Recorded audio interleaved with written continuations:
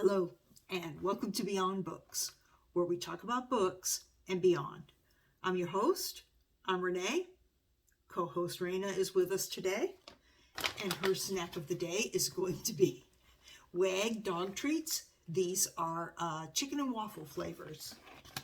So we're going to get her going on that, and in the meantime, I'll tell you, I am surrounded by memories. Both of these tags are about bookish memories that you have. So yeah, I'm doing two. I'm going to double up for this Tag Tuesday because I have quite a bit of tags to do, so why not? So let's get started with the childhood book tag. And this tag was created by Fantastic Magical. And I was tagged by Stuart at Stuart Griffin and Pat at Book Chat with Pat. So here are the questions. The first one is, were you a big reader as a child? The short answer is yes. I've always loved to read. I can barely remember a time when I didn't, although there were times in my life where I didn't read as much, mostly due to time constraints and things like that. But provided that I have the time or can squeeze in the time for reading, then that is exactly what I'll do. It's been really a lifelong hobby for me. Question number 2 is, did your parents read to you, and if so, what? And I'm going to say yes, they did. Mostly my mom. And I remember us reading the little golden books and things like that, you know, simple stories. And then she started like teaching me from, it was either the Dick and Jane series or maybe something very, very similar to it, you know, where you start to learn words.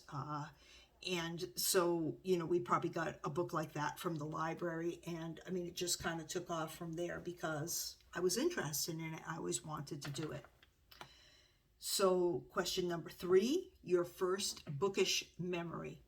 And I'm going to say sitting in a chair with my mom and learning from, you know, those types of books. It's probably my first memory that I can think of anything bookish.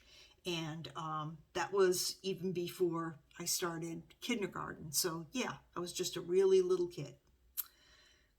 Number 4, and they want you to be honest on this.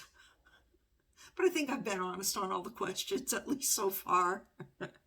But yeah, this one says, be honest. Did you read books assigned to you in school? Okay, here's where the rubber meets the road. And I'm going to say not always. If I'm being completely honest, I did not always read the books that were assigned to me. When I liked a book, I would read it, and I would read it thoroughly. And I would do a really good job on any tests or reports that were required. That was no problem for me whatsoever. You know, remembering what I read, interpreting what I read, all of that stuff, never a problem.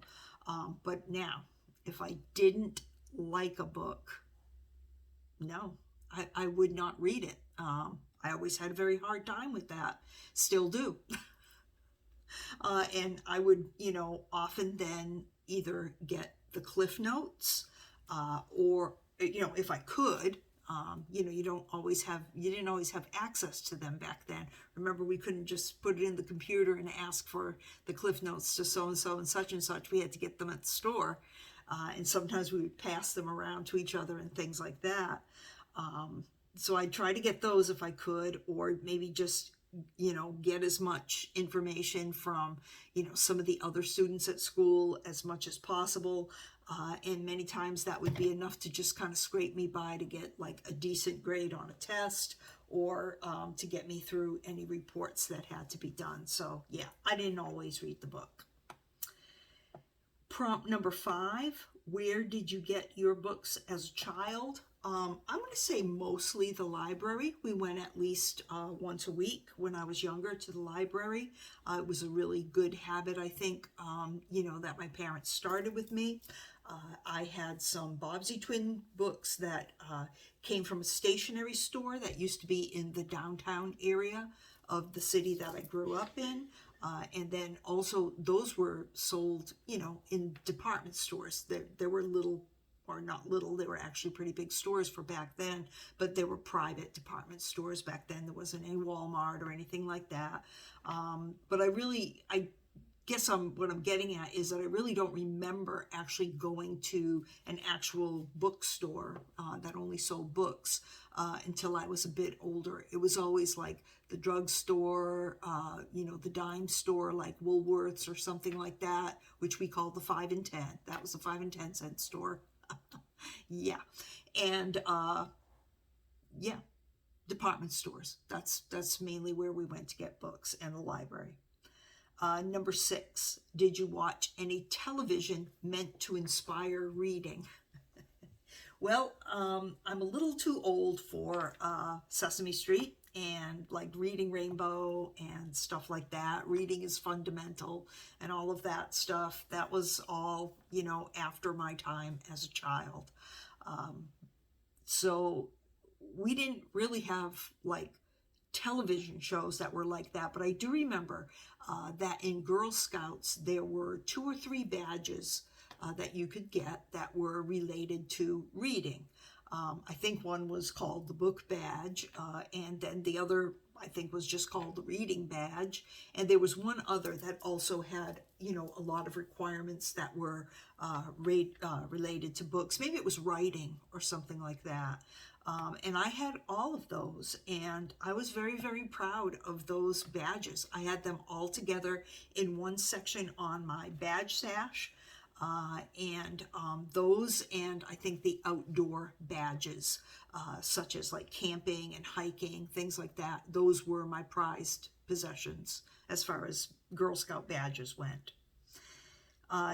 Prompt number 7, what sort of genres or storylines did you like? I liked mysteries the best. Now I'm talking like this is when I'm a little bit older and able to read on my own and things like that. I love the Bobbsey twins, which I don't have any of right now, but I do have some Nancy Drew, which were all also a series that I really loved. The Secret of the Old Attic. Now, these aren't mine from way back in the day.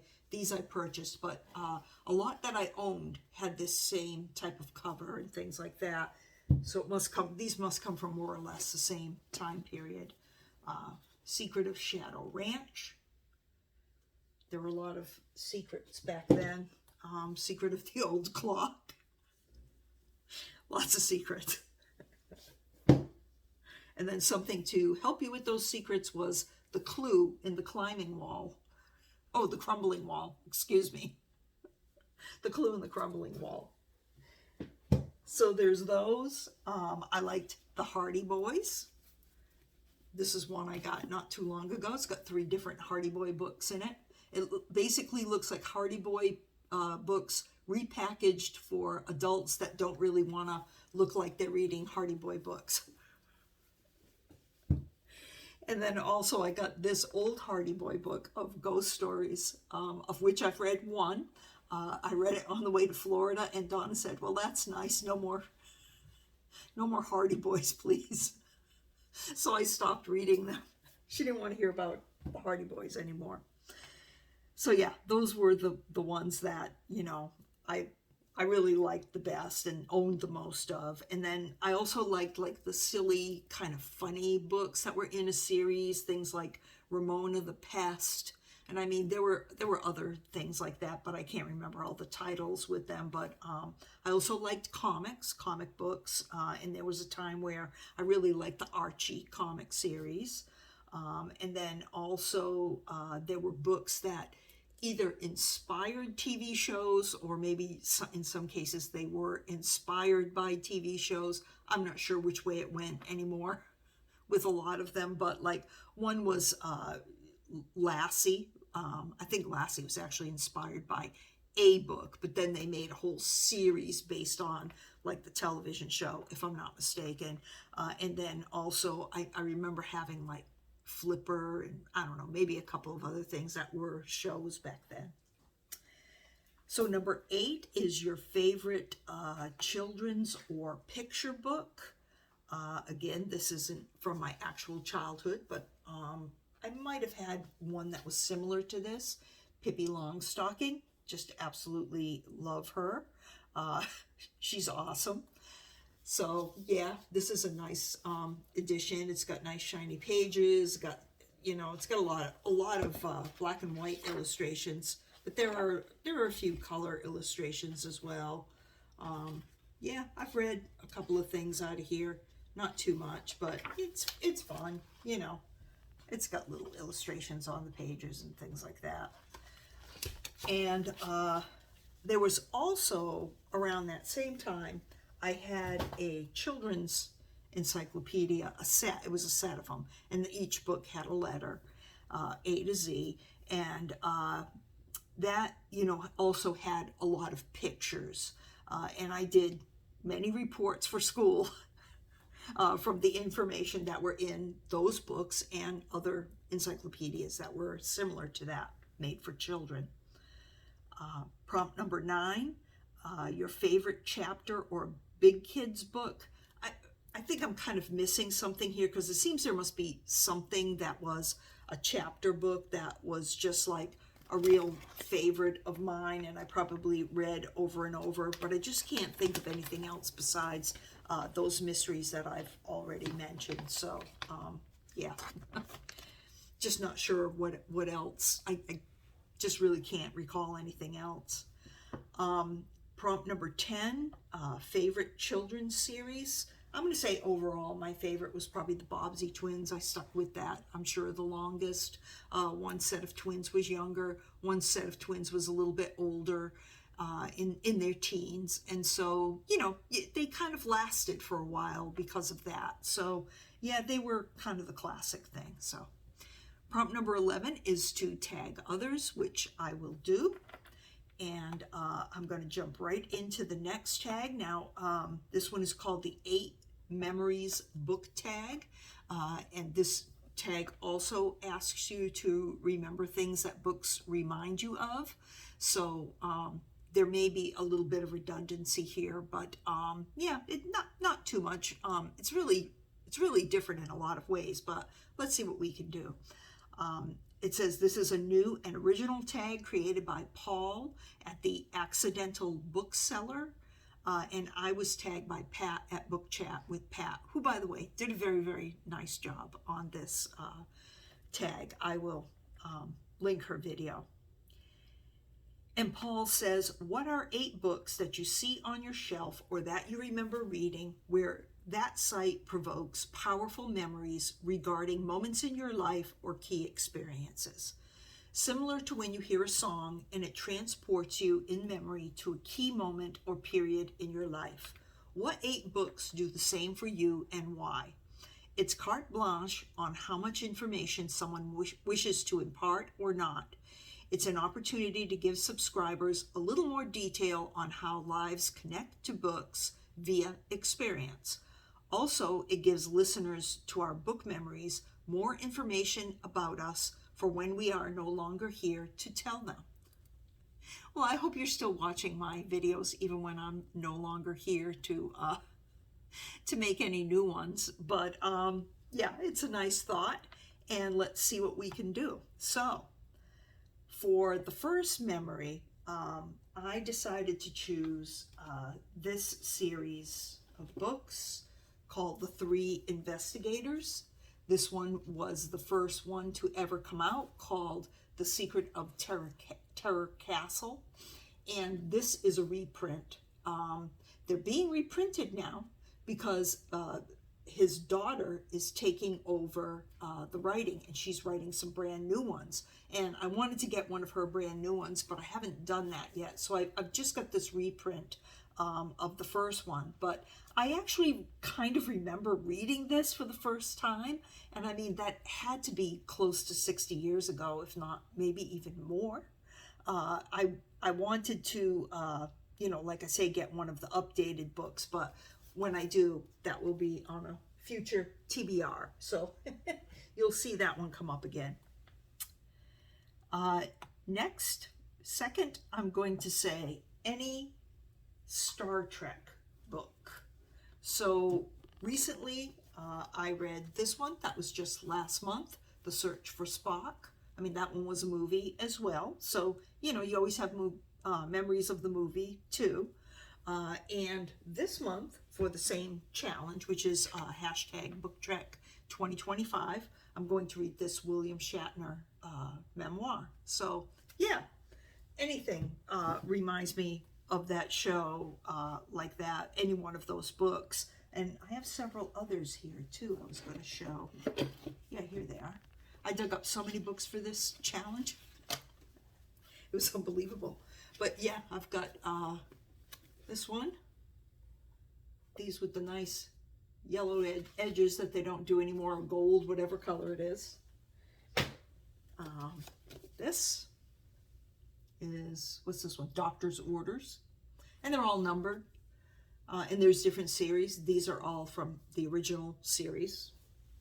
But then you have like the Void and New Voyager and all of that kind of stuff. Death Count.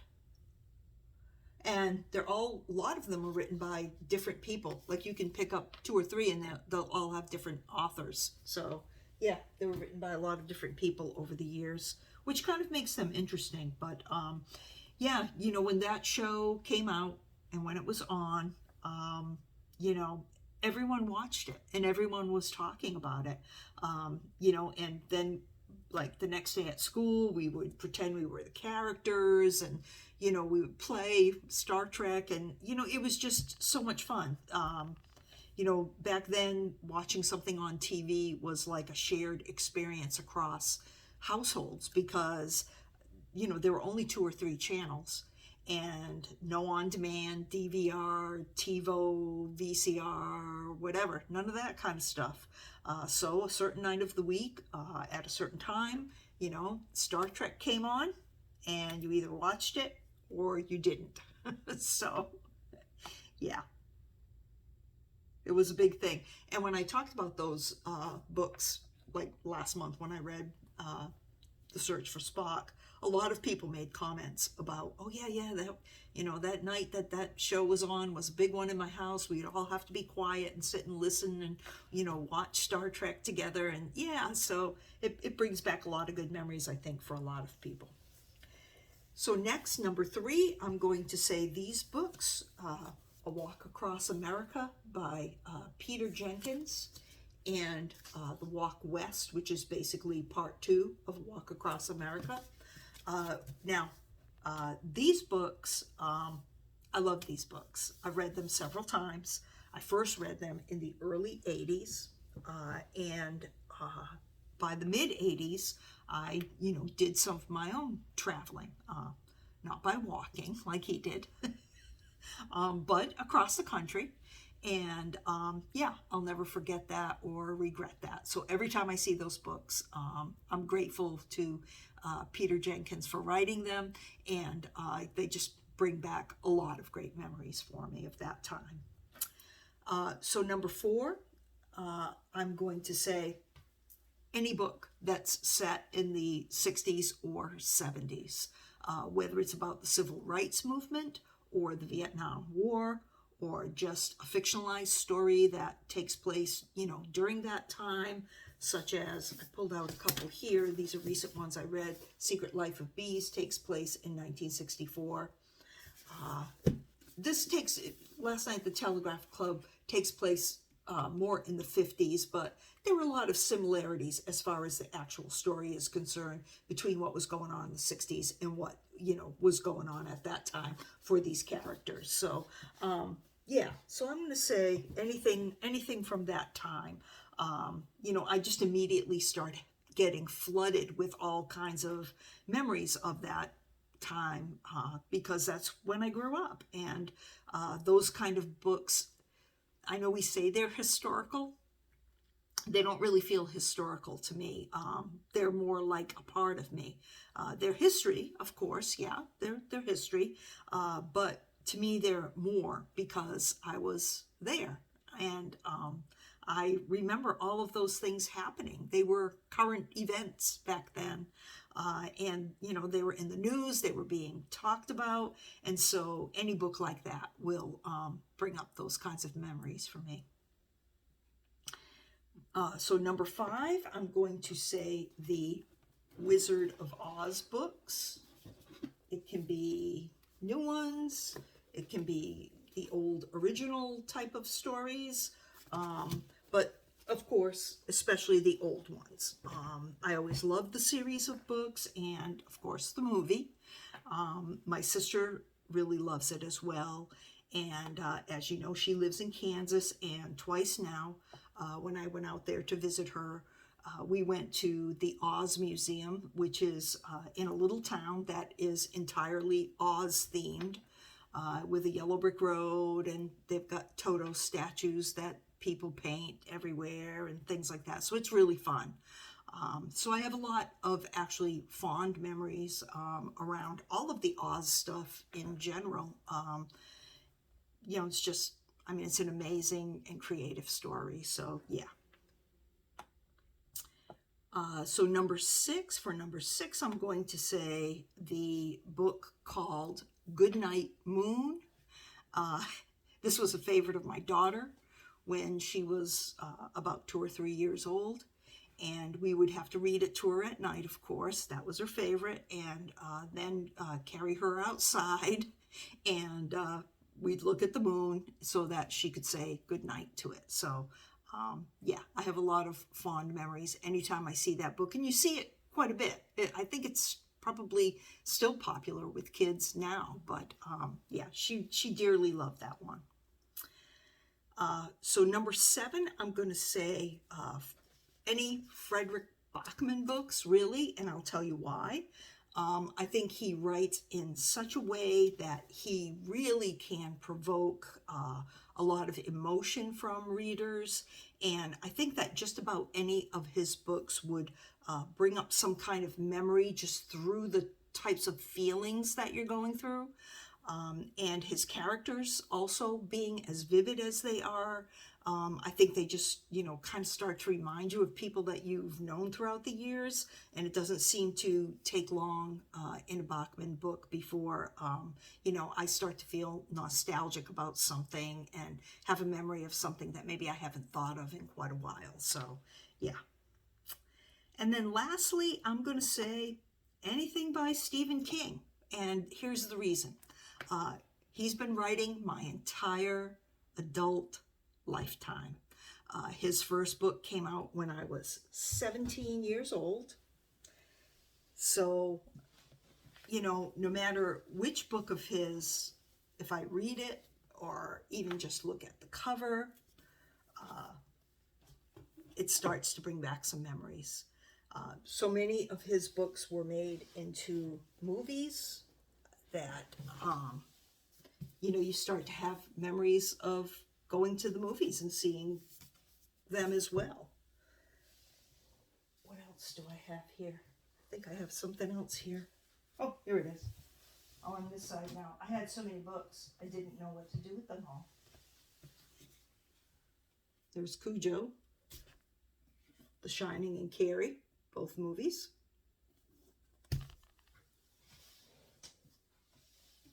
And Dolores Claiborne, also a movie. Especially when I see these old covers of King, that really brings back memories as far as through something visual. So, yeah. That, believe it or not, so I'm going to tag some people on that as well. And believe it or not, that's 2 tags now that I got done today. So, that's it. These were very, I'll say, emotionally charged tags. So many memories I have floating around in my head and my heart right now. But yeah, so it was fun doing these. Thank you to Pat and Stuart for tagging me. And thank you to all of you for watching this. If you like my content, please like and subscribe. Let's have one more snack for the road. Take care, everyone, and have a great day.